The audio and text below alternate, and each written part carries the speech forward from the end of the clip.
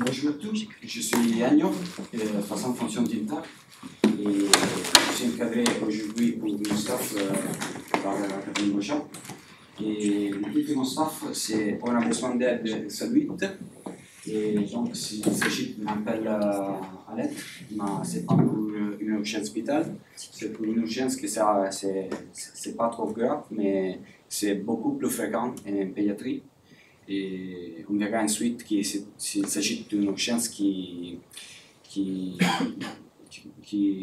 compare dans plus que la moitié des situations en salle de pédiatrie.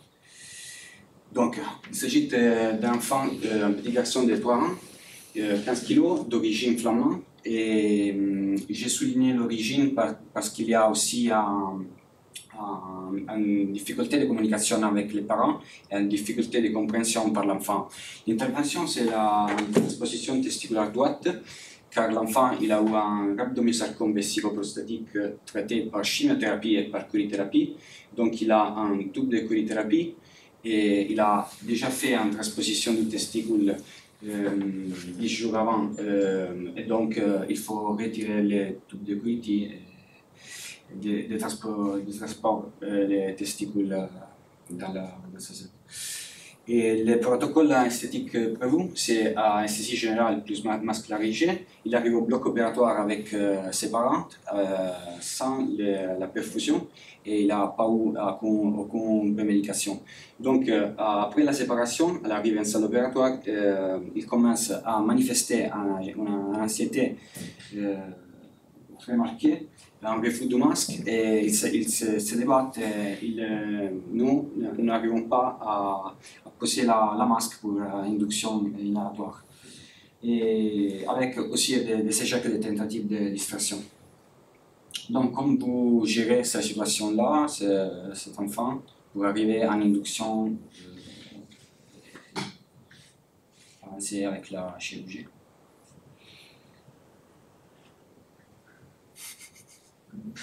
Allez-y, lâchez-vous. On force l'enfant. On force l'enfant. Oui, c'est impossible.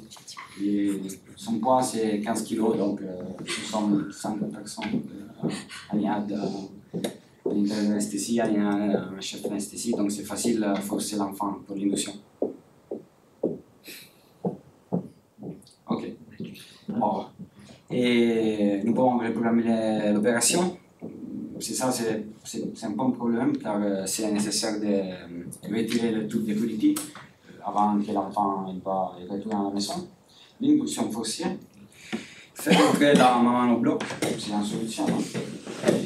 Et proposer un jeu sur le smartphone pour distraire l'enfant.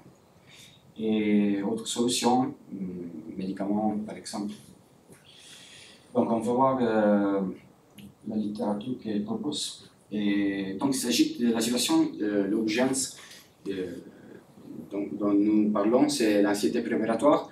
Et comme dans cette étude, nous pouvons voir que c'est presque les 60% de l'enfant qui rentre dans le bloc opératoire. Et dans quasiment le 20% des cas, il s'agit d'une vraie résistance active comme dans notre classe clinique. Donc c'est vraiment difficile poser la masque et arriver à une induction calme. Les facteurs de risque initiés dans les études sont la sociabilité faible. Donc nous parlons d'un enfant qui a difficulté à maintenir les amitiés, difficulté à partager ses jeux, à réguler ses émotions. La forte anxiété des parents lors de la séparation. Cette anxiété s'est mesurée avec l'échelle via pi, donc ça signifie une échelle visuelle, et l'âge de l'enfant à 24 ans. Et l'anxiété préopératoire, normalement, elle est mesurée avec cette échelle-là, l'MYPAS, et cette échelle, elle a 5 items, très rapidement. Nous allons donner un numéro à chaque item, et après, en multipliant les numéros, nous avons un résultat. Et normalement, dans les études suivantes, le cutoff c'est 24. après 24, nous considérons enfant anxieux. Et dans cette étude, il considère aussi, après 30, un enfant qui est très anxieux, très stressé. Et le problème est que l'anxiété préopératoire a des conséquences, et c'est ça, c'est la motivation, parce que nous n'arrivons pas, ou c'est préférable, n'arriver pas à une induction forcée. Et donc, le manque de compliance à l'induction, comme la situation que nous avons vue dans le cas clinique.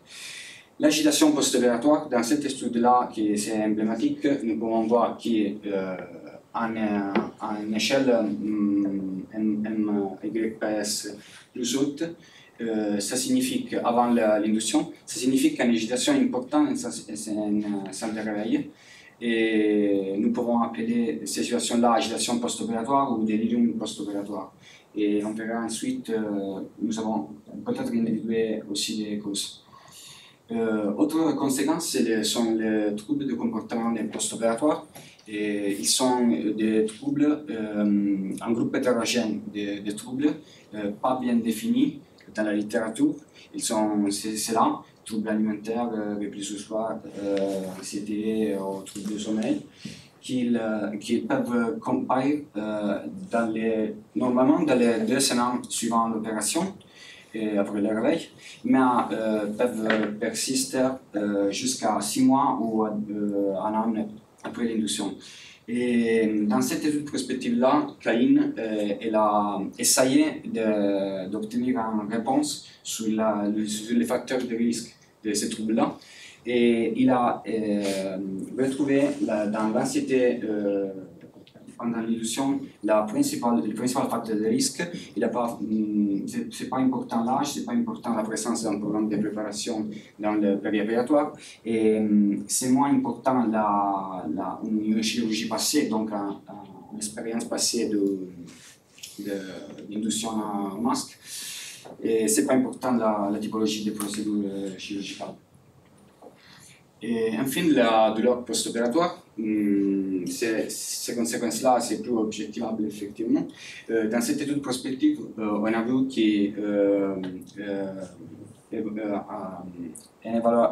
évaluant la douleur par les parents, avec cette échelle-là, c'est l'échelle PIMP, qui est une échelle très subjective,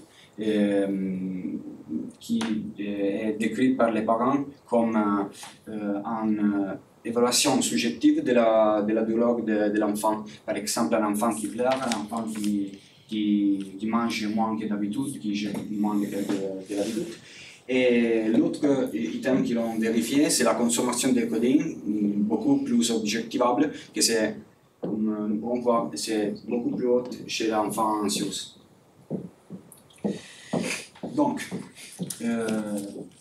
l'anxiété, normalement, elle est gérée avec la prémédication.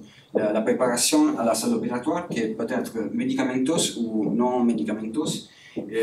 La prémédication avec les médicaments, normalement, elle est effectuée avec les midazolam ou avec les agonistes alpha-2, mais est contre-indiquée chez les enfants qui sont malades de syndrome d'apnée obstructive ou chez les enfants trop petits. Et je vous parlerai de la DEX, pas de la clonidine, parce que la clonidine était excluse par le protocole, parce qu'elle a une délai d'action vraiment trop longue, c'est presque 1 heure et demie, et donc ce n'est pas compatible avec la programmation de la salle opératoire. Et chez les techniques non médicamenteuses, nous avons l'hypnose, la distraction, la présence des parents.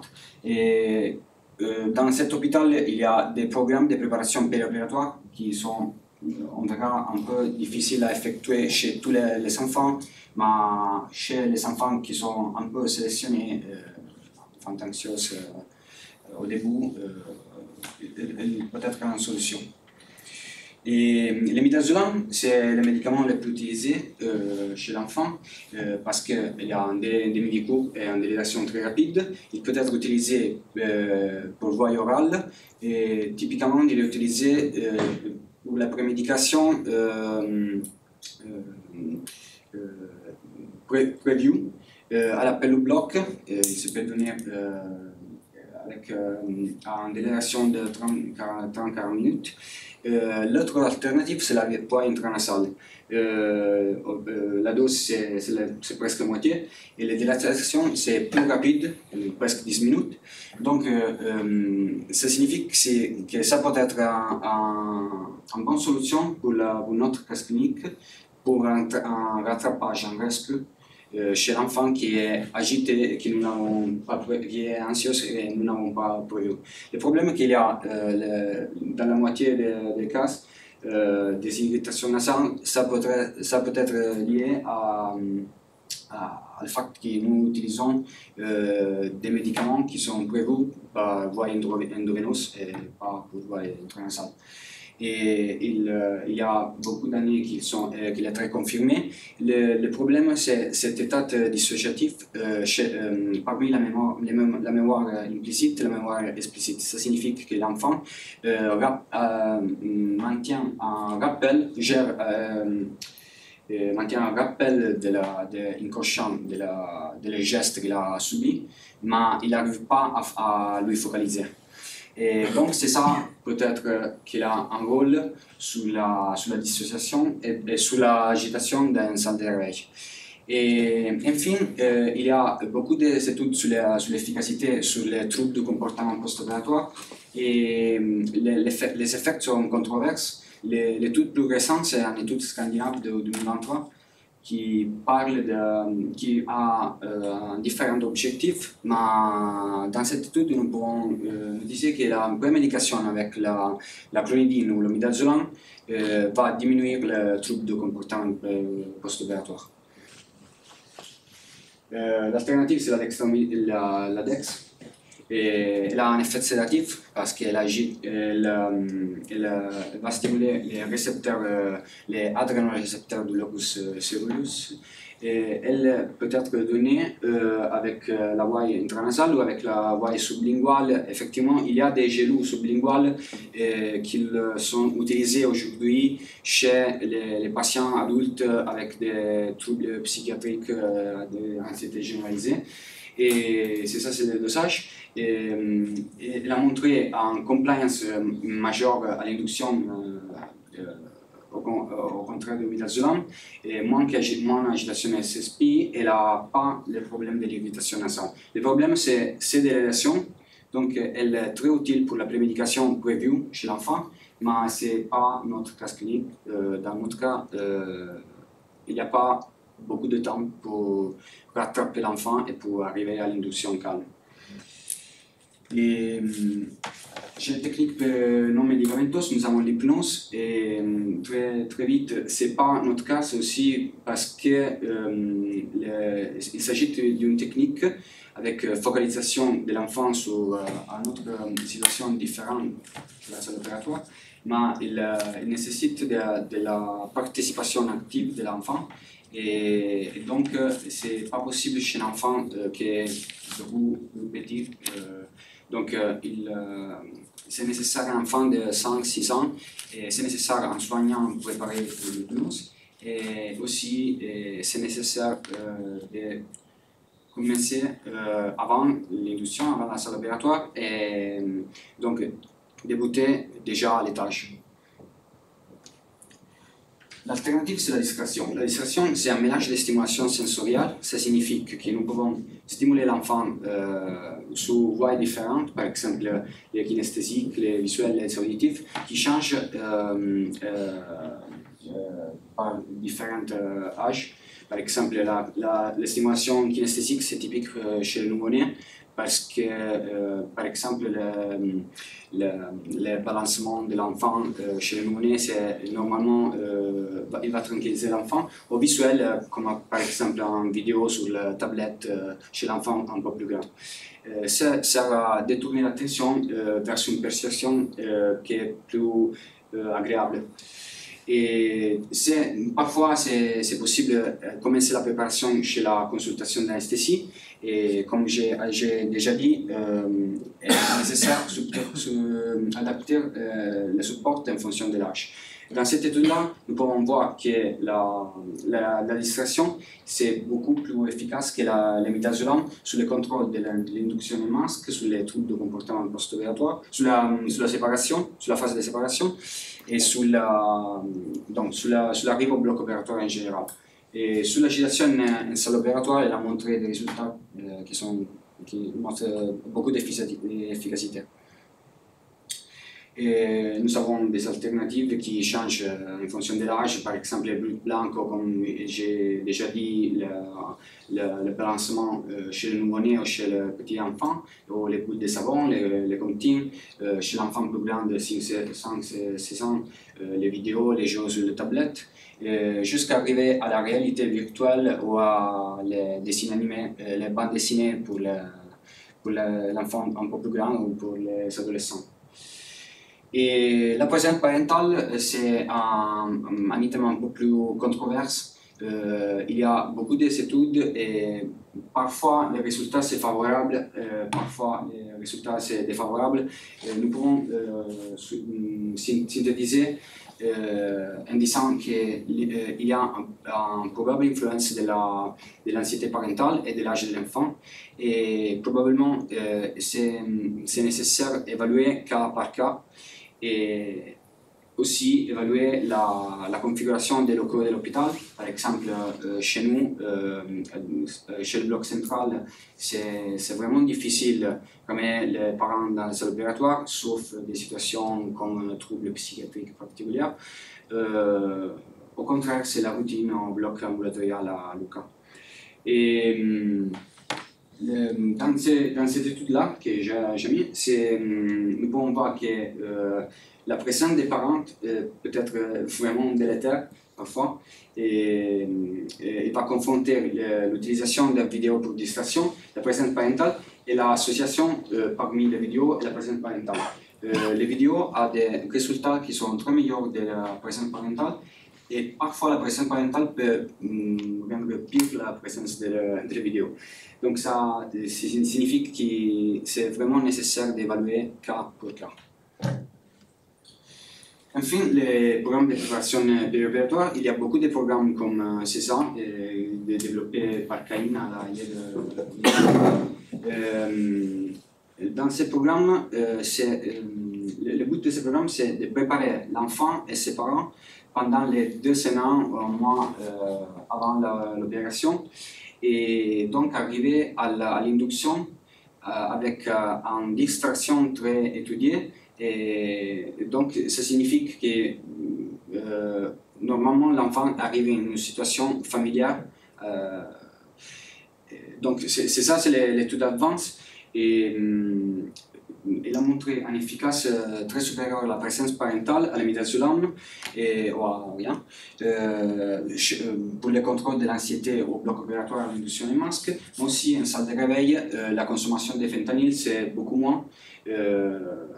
Au contraire de la situation comme l'utilisation du midazolam ou de la présence parentale. Et donc, la résolution du cas clinique, c'était, j'ai déjà parlé, nous avons utilisé le midazolam intranasal à dosage de 0,2 mg per kilo.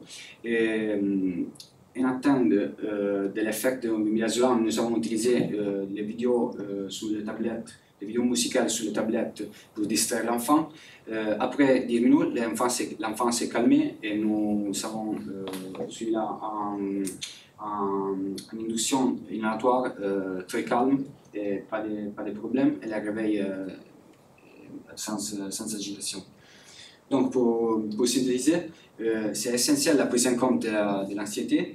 Il y a beaucoup de techniques comme technique médicamenteuse et technique non médicamenteuse. Et c'est très important de les utiliser pour contrôler les conséquences de l'anxiété préopératoire. Il y a en place encore à la prémédication médicamenteuse, mais normalement c'est nécessaire d'évaluer cas pour cas et la utiliser en association avec les techniques comme la distraction. La distraction, c'est la technique la plus importante. Et les bénéfices de la personne parentale, reste encore discuté. Et c'est nécessaire de cibler la population des enfants, normalement en fonction de l'âge, mais normalement aussi en fonction des antécédents, par exemple des troubles de comportement, des troubles psychiatriques présents. Donc, c'est ça, c'est un algorithme final pour gérer les enfants anxieux. L'anxiété va évaluer chez les consultations et on va décider, le chef de l'SSI va décider si c'est nécessaire une prémédication médicamenteuse. Si ce n'est pas nécessaire, va évaluer aussi la possibilité d'utiliser les parents au bloc obligatoire, toujours la législation, et s'il n'y a pas d'effet, le rattrapage avec les midazolam intranasal. L'alternative, c'est la programmation périopératoire, qui dans cet hôpital peut être utilisé. Le problème que aussi là, la population va cibler. Donc ça signifie que ce n'est pas disponible pour tous les enfants, donc c'est nécessaire choisir les enfants qui sont plus anxieux. Il y a aussi des programmes de préparation qui sont avec la réalité virtuelle, donc c'est plus facile d'utiliser sur beaucoup plus d'enfants que les programmes advancés.